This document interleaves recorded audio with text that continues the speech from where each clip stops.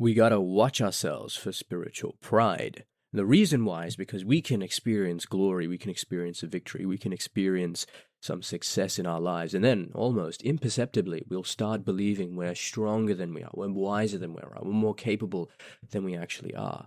Success can actually become dangerous because it can quietly change what we trust. And in 2 Kings chapter 14, we're going to see Amaziah, how he starts really well, his obedience in dealing with his father's murderers, his military victory over Edom, but then his disastrous challenge to Israel and his eventual downfall. And I'm going to give you one practical action to help you guard your heart against pride when things are going well in this episode of Biblical Unlocks. This show is designed to help build your habit of reading the Bible, understanding the Bible, and applying it in your daily life. If you enjoy episodes like this, please consider following and rating the show. It's free, it helps you out a lot, and you can always change your mind later. Now let's give a little bit of context into the chapter.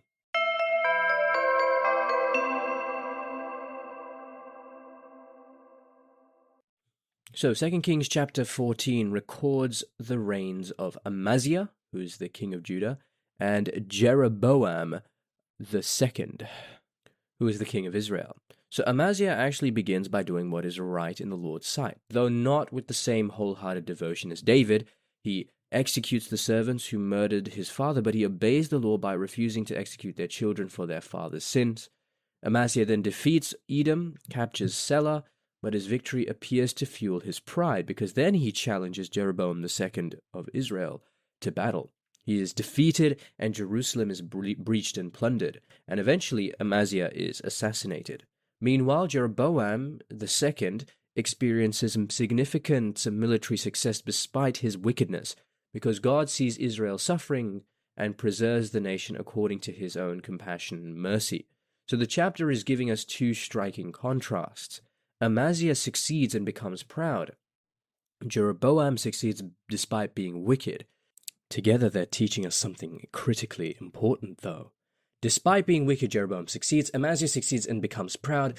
Your outward circumstances are not a measure of your spiritual health. What's within, how you respond, is what truly matters. So let's read verses 1 to 14. We're going to see Amaziah's good beginning, and then he's going to challenge Israel. Verse 1. In the second year of King Joash, son of Jehoahaz of Israel, King Amaziah, son of Joash of Judah, began to reign. He was 25 years old when he began to reign, and he reigned 29 years in Jerusalem.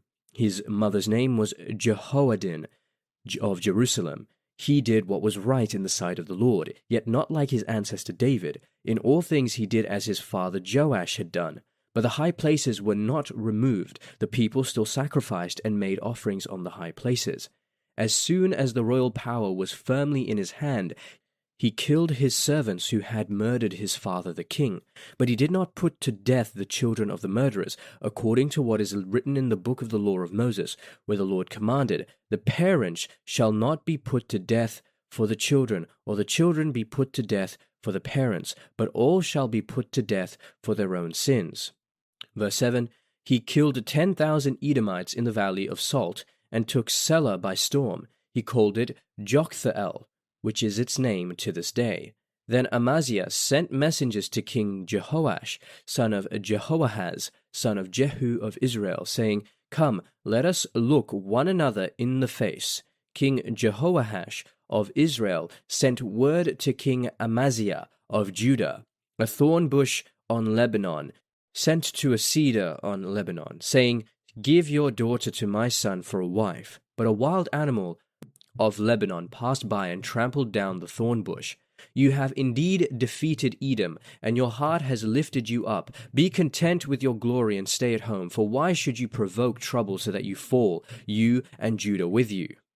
But Amaziah would not listen, so King Jehoash of Israel went up. He and King Amaziah of Judah faced one another in battle at Beth Shemesh, which belongs to Judah. Judah was defeated by Israel. Everyone fled home. King Jehoash of Israel captured King Amaziah of Judah, son of Jehoash, son of Ahaziah, at Beth Shemesh. He came to Jerusalem and broke down the wall of Jerusalem from the Ephraim gate to the corner gate, a distance of 400 cubits. He seized all the gold and silver and all the vessels that were found in the house of the Lord, and in the treasuries of the king's house, as well as hostages. Then he returned to Samaria. Okay, so we began with Amaziah being called righteous in the sense that he's following the precepts of the law. And Amaziah's father, Joash, he was assassinated by his servants, and Amaziah could have easily responded with complete retaliation, destroying their entire families, but the command written in the law of Deuteronomy, I think it's Deuteronomy chapter 24, verse 16, the father shall not be put to death for the children, neither the children be put to death for the fathers. I just want to put a little bit of a note on this. You may be thinking, hang on a minute, if this is the case, how is it that Jesus can die for our sins, if all shall be put to death for their own sins? The difference is that Jesus is sinless, so he actually shouldn't be put to death. But he is put to death because he's sinless, and he can die for the sins of other people. We cannot die for anyone else's sins because we are sinful. Who's going to die for our sins? So even if I die for, let's say, my friend Bob, Bob is sinful, I am sinful, who is going to ultimately pay the justice for my sins? We need someone who is sinless, i.e. Jesus. So just a little point on that. But there is an important distinction here, where he follows the precepts, and biblical justice recognizes wrongdoing and responds in a way that is just and merciful, in the sense that it is not an uncontrolled wrath or a form of revenge. So that is important here as well. So it's significant that he spared the children, because this is actually a common practice in the ancient Near East. You killed all my family, I'm going to kill you and all your descendants. You're not going to have any more descendants on the face of the earth. So that's important. The other thing I would say here is that Amaziah then challenges Israel. He challenges Jeroboam II after he defeats Edom, and that's because his success is making him more prideful, more arrogant. He's just experienced a military success. He captured Selah, Judah has won, and immediately afterwards, Amaziah sends a challenge to the king of Israel. And he has moved from, God has given me this victory, to now, I'm strong enough to challenge the kingdom of Israel. So a blessing can actually become a temptation when it begins attributing to ourselves what God has given us. Who are you? You are a child of the Lord. What you have is given by God, and yet when we try and say we did everything on our own, that's when we start to get into a gray area. So humility in this sense is actually important. You'll notice something else here as well. There was a story, a parable of the thorn bush and the cedar in Lebanon. The thorn and the cedar, they actually teach us something. They teach us how to know our limits. So Jehoash tells Amaziah a parable. A thorn in Lebanon sends a message to a cedar asking for his daughter in marriage, but a wild beast passes by and crushes the thorn. So the message is quite obvious. You need to know who you are. Amaziah achieved something significant, but he's forgotten the difference between his actual strength and the strength he imagines to possess. So this is a biblical warning against pride. You need to know, have accurate self-knowledge of who you are. A thorn versus a cedar. Okay, now let's read verses 15 to 22. Focus is going to be on Amaziah's downfall. Now the rest of the acts that Jehoash did, his might and how he fought with King Amaziah of Judah, are they not written in the book of the annals of the kings of Israel? Jehoash slept with his ancestors and was buried in Samaria with the kings of Israel. Then his son Jeroboam succeeded him. King Amaziah, son of Joash of Judah, lived 15 years after the death of King Jehoash, son of Jehoahaz of Israel. Now the rest of the deeds of Amaziah, are they not written in the book of the annals of the kings of Judah? They made a conspiracy against him in Jerusalem, and he fled to Lachish. But they sent after him to Lachish and killed him there. They brought him on horses. He was buried in Jerusalem with his ancestors in the city of David. All the people of Judah took Azariah, who was 16 years old, and made him king to succeed his father Amaziah. He rebuilt Elath and restored it to Judah, after King Amaziah slept with his ancestors. All right, just a few things here. So Amaziah goes to war. He refuses the warning that Jehoash gives, and Judah is defeated. Jerusalem's wall is broken down. The treasuries of the temple, they're taken away. Hostages are carried away. All of these things, right? So the point that is trying to be made in this section is that victory, when God gives you victory, that should produce gratitude. It should not become a foundation for overconfidence. Man, I'm unstoppable. I can do whatever I want. I can get whatever I need and stuff like that. So God giving you success, you receiving success, should always be an opportunity for you to come back to him, to say thank you, to be grateful, because it all could be taken away. Yesterday's victories are not today's guarantee. Everything can be taken away from you. And I think when you understand your self-reliance and how it leads to destruction, and that you need to rely and be sufficient on God, then all of a sudden you can carefully navigate the successes that you come across. Jerusalem is plundered as well, and that is the consequence of his pride. It affects the entire kingdom. The city walls are broken, the temple is stripped, the people suffer. And that shows something, that your decisions, the pride of one leader, becomes the suffering of many. How often do we see that applying with parents, with teachers, employers, ministers, politicians, presidents, prime ministers? One person who has a lot of influence over others, and their actions have dramatic consequences on so many people.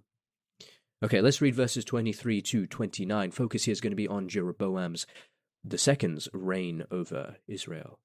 In the 15th year of King Amaziah, son of Joash of Judah, King Jeroboam, son of Joash of Israel, began to reign in Samaria. He reigned 41 years. He did what was evil in the sight of the Lord. He did not depart from all the sins of Jeroboam, son of Nebat, that he caused Israel to sin. He restored the border of Israel from Lebo-Hamath as far as the sea of the Arabah, according to the word of the Lord, the God of Israel, which he spoke by his servant Jonah, son of Amittai, the prophet who was from Gath-Hepher. For the Lord saw that the distress of Israel was very bitter. There was no one left, bond or free, and no one to help Israel. But the Lord had not said that he would blot out the name of Israel from under heaven, so he saved them by the hand of Jeroboam son of Joash. Now the rest of the acts of Jeroboam and all that he did, and his might, how he fought and how he recovered for Israel Damascus and Hamath, which had belonged to Judah, are they not written in the book of the annals of the kings of Israel? Jeroboam slept with his ancestors, the kings of Israel. His son Zechariah succeeded him. All right, so Jeroboam II experiences military success still. We hear and we read that he did what was evil in the sight of the Lord. He's wicked, and yet his kingdom expands. What's going on? He does evil in the sight of the Lord, and the Lord is not punishing him? Why? Because the Lord saw the distress of Israel was very bitter. There was no one left, bond or free, and no one to help Israel. But the Lord had not said that he would blot out the name of Israel from under heaven, so he saved them by the hand of Jeroboam, son of Joash. That was in verse 26 to 27. The Lord saw the affliction of Israel. The God of Israel gives relief because he sees their suffering. So God's mercy towards suffering people is not approval of his sin. It's a reflection of his mercy. God is both merciful and just, and his mercy here is shown even when we sin. All right, let's see how this chapter fulfills Jesus Christ.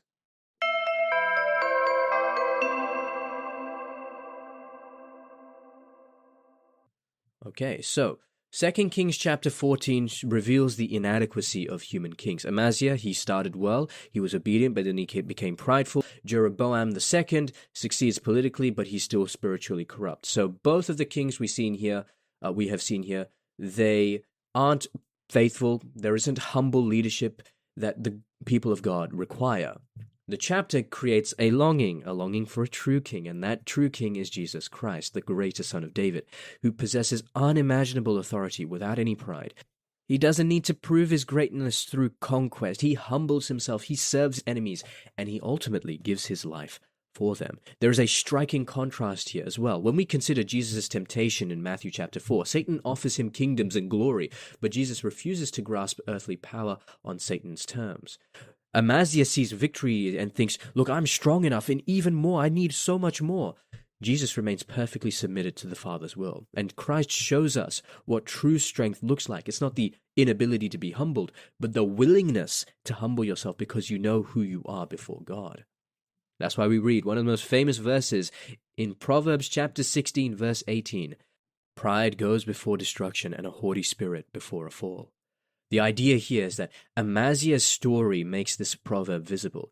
His fall didn't begin when Jerusalem's walls were broken. It began when victory made him believe that he could no longer fall, that he was invincible, that he was God. But the only man who actually was God humbled himself. Just think about that.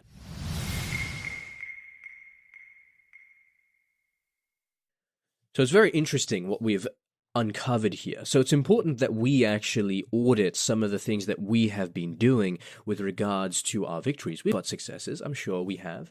And there's been places where we can think to ourselves, man, I'm really that guy, or that girl, I am actually so good in some sense. And this success can make you either more grateful to God or more confident in yourself. And most times it just makes you more confident and self-reliant. So the way we can counteract that is to be grateful. Thank God specifically for the ability. Point everything back to God. You are the image of God. That's what we read in Genesis chapter 1, verse 26 to 27. You're created in the image of God. When people saw images in the ancient Near East, that was meant to remind them of who was actually in charge.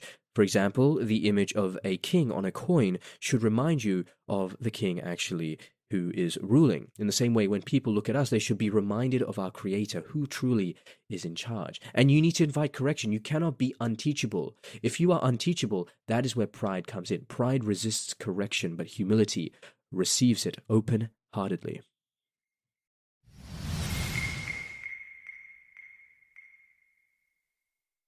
All right, so that's it for this episode of Biblical Unlocks. We saw that justice does not require some uncontrolled revenge. Instead, it is an opportunity for us to stay faithful and grounded to the Lord. It's not a permission for us to be sinful ourselves.